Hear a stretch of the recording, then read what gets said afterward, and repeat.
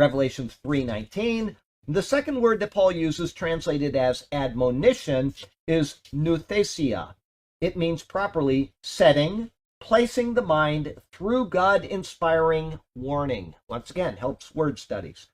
We are to improve the minds of our children through teaching them to reason things out so that they will come to godly solutions in their thought process. Okay, that's the beginning of critical thinking in a person.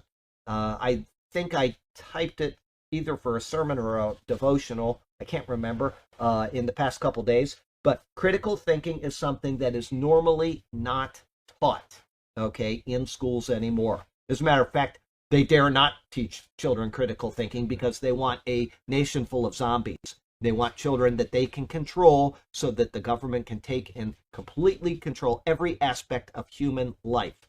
All right, that's 100% certain. How do we know that it's not a conspiracy theory by Charlie? It's because there's going to be a one world government, there's going to be a one world monetary system, there's going to be a one world religion. We know that's true. And you can't have those kind of things if people are independently thinking. So they don't want to teach critical thinking. And if they do, they're going to teach it incorrectly. But critical thinking is to start with the parent. We ask children questions to get them to think things through. And by doing that, they have to think things through. If you just tell them something and say, don't do it, well, that doesn't mean they're not going to do it. Don't put your finger in there because if you do, you're going to get electrocuted. Well, what do you mean? Okay, so we ask them to think things through. Okay, we might use an object lesson by calling the neighbor's child over and saying, here, whatever. But it's important, as it says, read it again. It means properly setting, meaning placing the mind through God-inspired warning.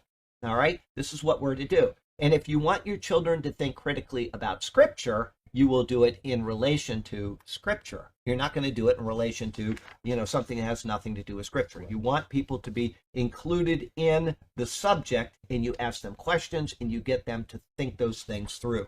Okay, we are to improve the minds of our children through teaching them to reason things out so that they will come to godly solutions in their thought process. When Paul says admonition of the Lord, that is exactly what he means. We are to speak of, explain, and correctly and correct faulty notions of the person and work of Jesus Christ. Okay? If people took that approach and they were in, we'll say, the Jehovah's Witnesses, and they were to take the Bible and ask proper questions and say, what does this mean, without giving them presuppositions in their head, there would be no Jehovah's Witnesses. There wouldn't be one on the earth. There would be no Mormons on this planet. There would be no Seventh-day Adventists on this planet because these people have incorrect ideas about theology because they have not questioned their children properly concerning what the Bible is actually saying.